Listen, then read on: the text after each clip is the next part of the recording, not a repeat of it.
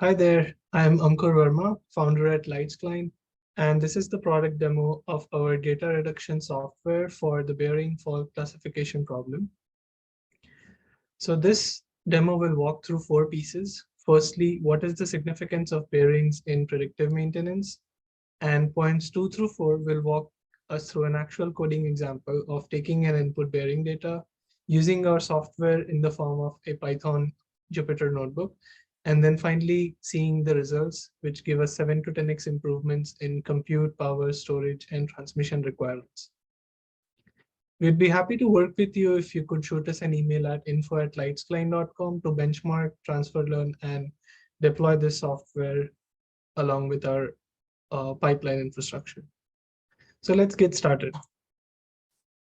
The significance of bearings in predictive monitoring is, as you can see in electric motors, pumps and submersible pumps, machines, conveyors, wind turbines, etc. So there has to be a rotating machine, and the load bearing element is a bearing. So bearings will be used in any industrial machines that you can see around.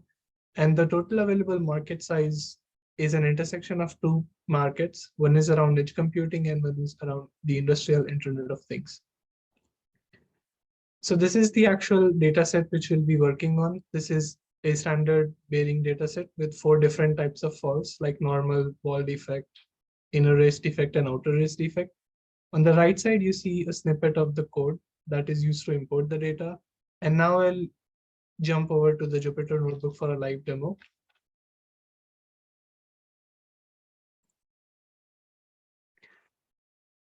So this code demo has 5 steps. Firstly, we are doing the library imports. So we are importing all the necessary libraries. And then secondly, we are importing the data, which is MATLAB files, which we downloaded from the Case Western Reserve University bearing dataset.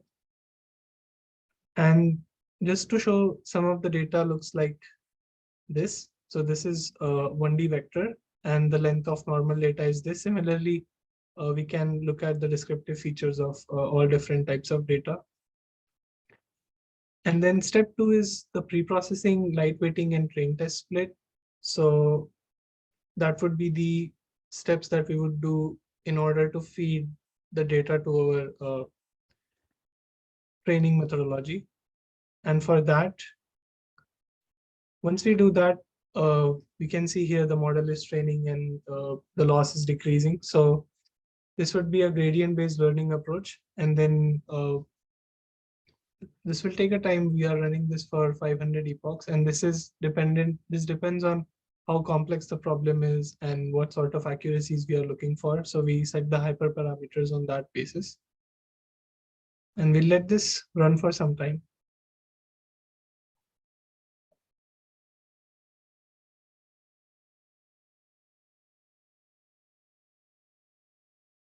You can see the losses decreasing.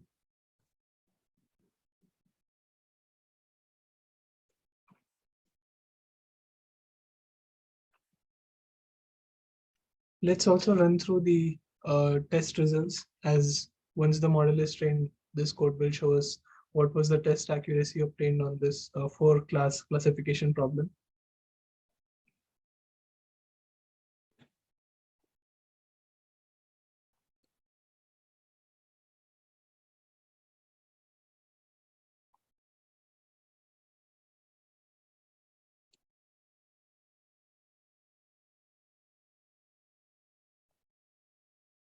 Okay, so in this case, we got 98.4% test accuracy.